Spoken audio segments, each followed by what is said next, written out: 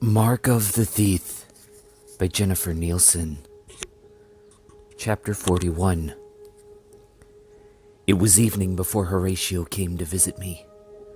I hadn't eaten all day, so my hope was that he'd bring some food along with him. But it wasn't a great surprise either to see his empty hands. Even if he had left his table with a tray of food, I had no doubt he'd have satisfied his round belly before ever reaching me. I stood when Horatio walked into the small room. He surveyed me from head to toe, then sat in the chair where I had previously been. My eyes darted to the open door. It was just him and me in here. And as far as I could tell, we were alone. He was unarmed, and I still had the bulla. "You can run, of course," he said, "but I don't think you will. Not until I get an apology for what your men did to me this morning." He brushed that aside with a wave of his hand. "For someone of your abilities, that wasn't even a scratch. And I know that if you had wanted to stop the arrest, you could have done it." Now he folded his arms across his bloated chest. "Why are you still here, Nick?" Because going into the arena was now about more than taking Radolf's magic. He had threatened Livia if I failed to appear. But there was more. We needed to talk alone. I paused to draw in a breath. "When I go into the arena tomorrow, you must not be there." He smirked. "Yes, that would work out well for you."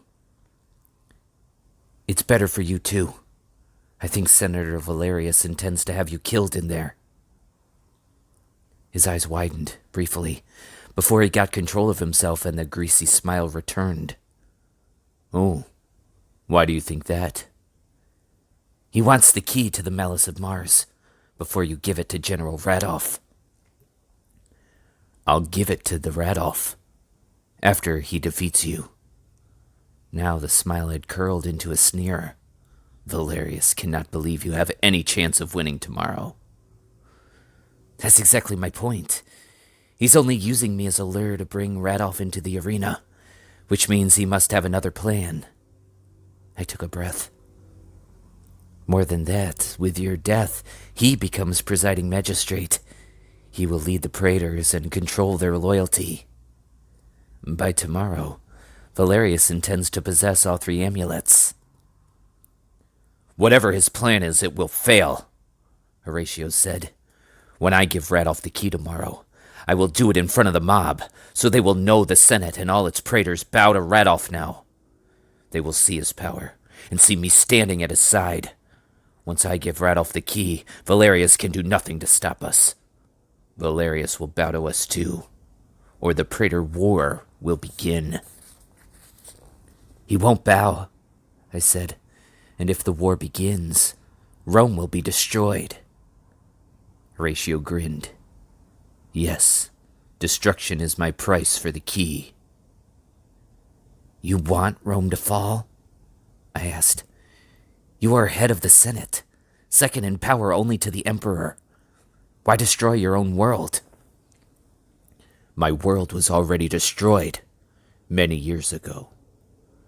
His eyes fell, and when he looked at me again, they were full of sadness. In that moment, I saw the resemblance between him and Aurelia, more alike than I had realized before.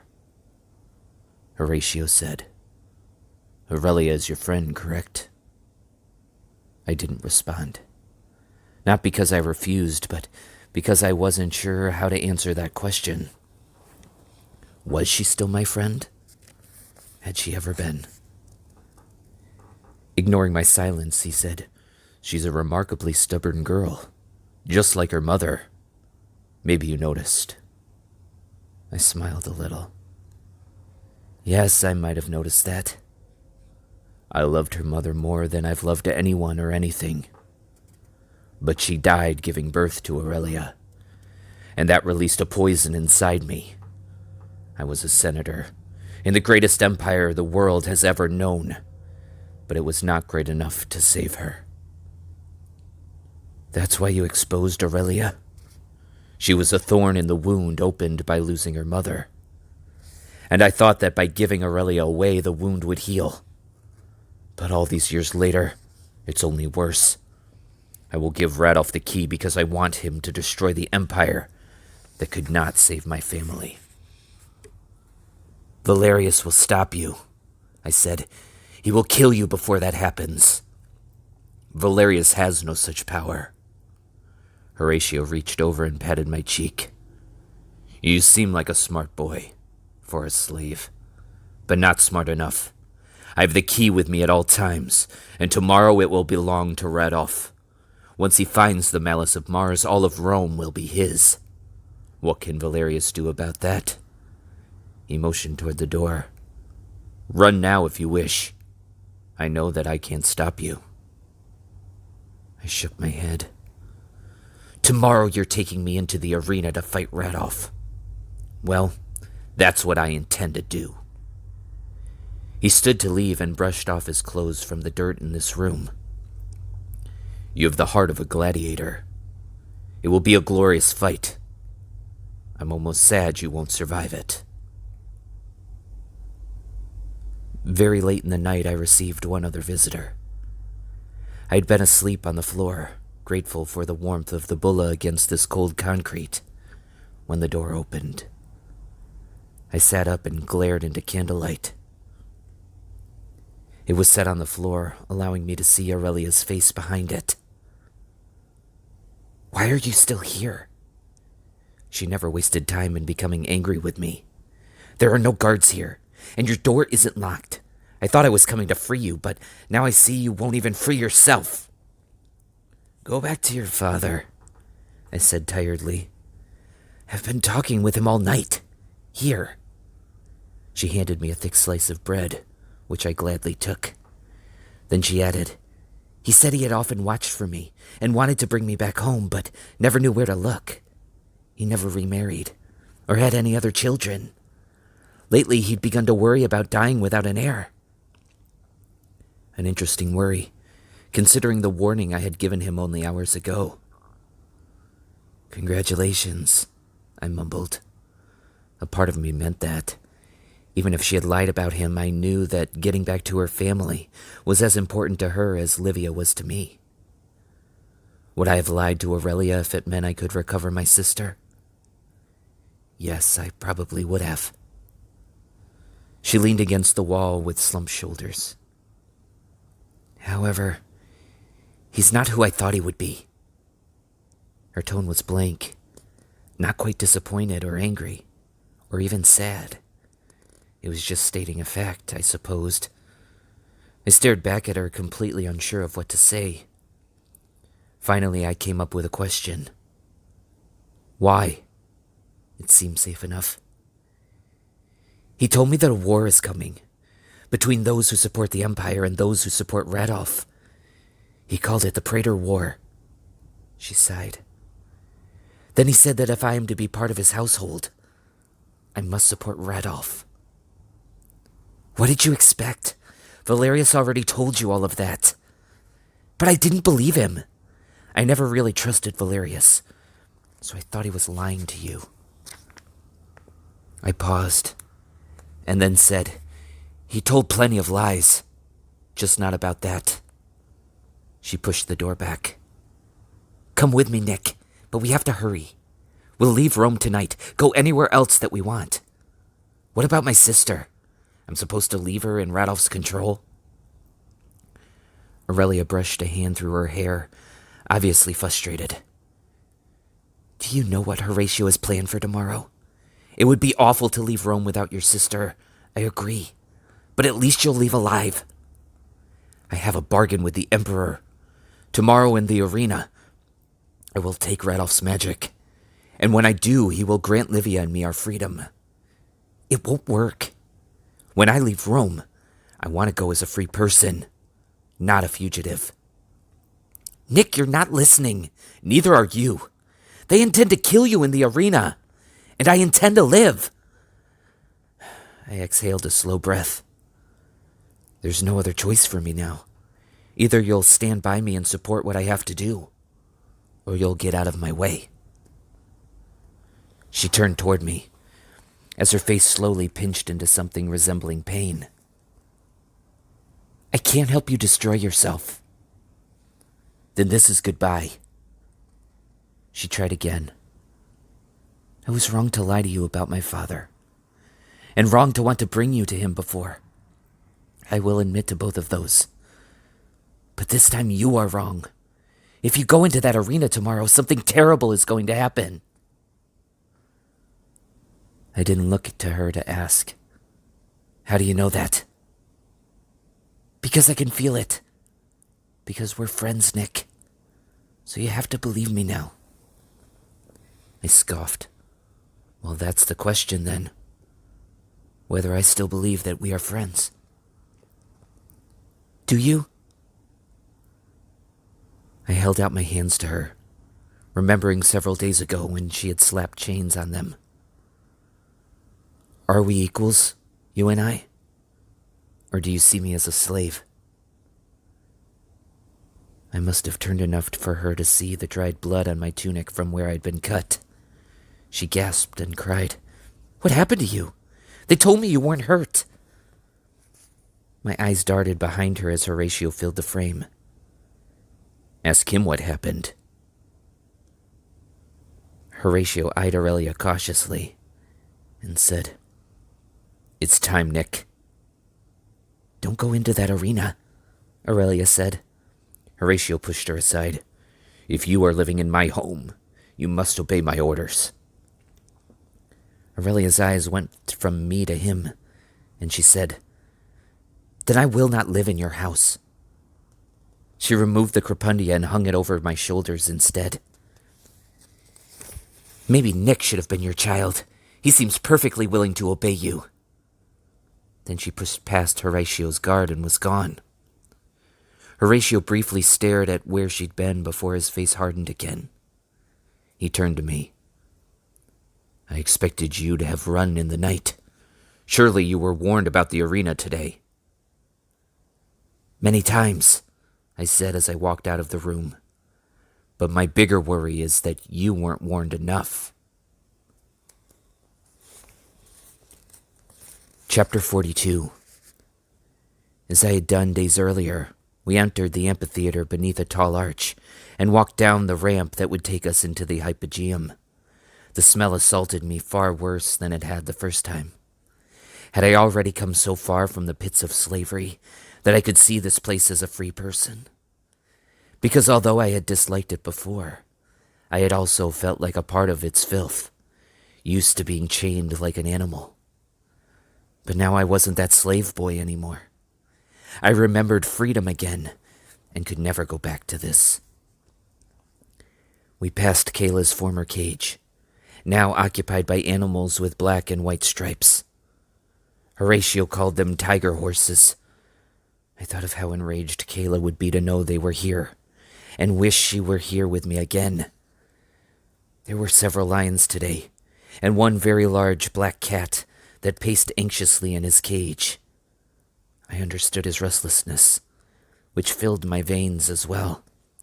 I paused long enough to whisper that there would be no death in the arena today. He watched me, and even dipped his head as I passed by. If that cat were a human, it would have been a bow. A thought that amazed me. Horatio told a passing slave to fetch Felix, then turned to me. "I don't know if it's bravery that leads you into that arena today, or foolishness." "Bravery on my part, foolishness on yours." I stared back at him. "Let me go in alone to fight Radoff. If you enter the arena, you will not come out again." "I'm the sponsor of these games," he said. "The mob will expect to see me, and I will give them the show of their lives." "Don't give Radoff the key," I said. "Don't start this war." He sighed. "If you were right to warn me about today, then I do owe you some thanks for trying." He stared off and his eyes glazed over. "Acheloesque ad centrum." Do you understand those words, boy? From heaven to the center of earth. I knew the words, not their meaning, and told him so. Still staring away, he smiled. You will. If you survive the arena today, then you will soon understand everything. Then he saw Felix coming and pulled me forward. It was obvious from Felix's expression that he was not happy to see me, but he bowed to Horatio and said, I will get him ready. As Felix led me away, I asked, Get me ready? What does that mean? Do you understand the position you've put me in? Felix scowled. Horatio is the presiding magistrate and the sponsor of today's games. If anything goes wrong, you'll have my head. But then last night I had a visit from Senator Valerius, who believes that Horatio's games are a threat to the Emperor. He insists you can stop it. I clicked my tongue. Just do as Horatio asked. I don't want you in any trouble. If I can stop Horatio in the arena, then I will. And if you can't, then Rome will go to war against itself. We walked on farther, and I asked, Is the Emperor at the games today? No. Felix glanced over at me. When I found out you'd be here, I sent messengers warning him to remain at his palace. It's for his own safety. I hope you understand. I did, and if anything, I was relieved. If things went well, the Emperor would hear about it. But if things got out of control here, and they probably would, I didn't want to feel responsible for his life. Is Valerius at the games, then? I asked. He'll be in the Imperial box at the north end. When I bring you up in the lift, you'll be directly in front of him. Will there be animals? Felix sighed. That was the original plan. We even have them all in place. But last night, Senator Horatio suggested a reenactment might fit better than a venatio. A reenactment? Like theater? Everything in the arena is theater. I stopped and stared up at him. Felix, how bad will it be up there? His face remained as solemn as mine.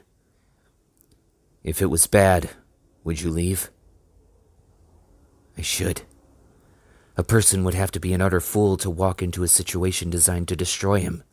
But since the moment my life had crossed with the bulla, it was hardly the only foolish thing I'd done. Besides that, Radolf had my sister. I have to fight Radolf, as we agreed, I said. This is my chance. His smile back at me was grim. Well, it is bad. Just be smart up there. You'll need your wits more than your magic. By then we had arrived at the lift, the very one Felix had forced me into when I was tied to the horse. Here. He handed me a tunic I recognized very well. It was the one from when I had been a slave, complete with all its rips and holes. It felt like grit in my hands. He wants me to wear this? I asked. There's dried blood on yours. Even with that, you look like a patrician now, he said. Horatio doesn't want the mob to think he's executing one of his own. Fine. I wouldn't want anyone confusing me with his kind anyway. I pulled off the nicer tunic Valerius had given me and tossed it aside, then put on my old one. The smell of it shocked me. I'd never realized it before, but the odor was more animal than human, and more dead than alive. And against my skin now it scratched, just as it always had before. I decided to keep my sandals on. Felix hadn't ordered me to take them off, and I'd have disobeyed if he did. Then I adjusted the crepundia and the bulla, both of which I wore around my neck, and made sure the bulla was perfectly visible over my tunic. While I tied the rope that had served as a belt, my wrists and ankles pulsed with a nervous anticipation, as if the chains would logically come next. I shook them, as though it would slough off the feelings, but it didn't help much. Felix leaned in close to me. Valerius has a message for you. When this is finished, he wants you to return to his home. He says he is still prepared to honor his bargain with you, if you will honor yours. It meant he still wanted me to get the key for him, and that he was still planning for Horatio to die in the arena. On the other hand, he had also promised to recover my sister. "It's time to go now," Felix said. "You can do this, Nick." I took a deep breath and then said, "Do me a favor, please. Once I'm gone, get everyone out from the hypogeum. I don't know what this fight will be like, so get everyone out." "I will." Then Felix ordered men forward to raise me into the arena. When the capstan started turning, he said, "Remember, the crowd wants a show." I shook my head. "I'm not here for that. My only job is to stop Radolf." "Exactly." His smile widened. He was as eager for what was coming as I was dreading it. Stopping Radolf is the show.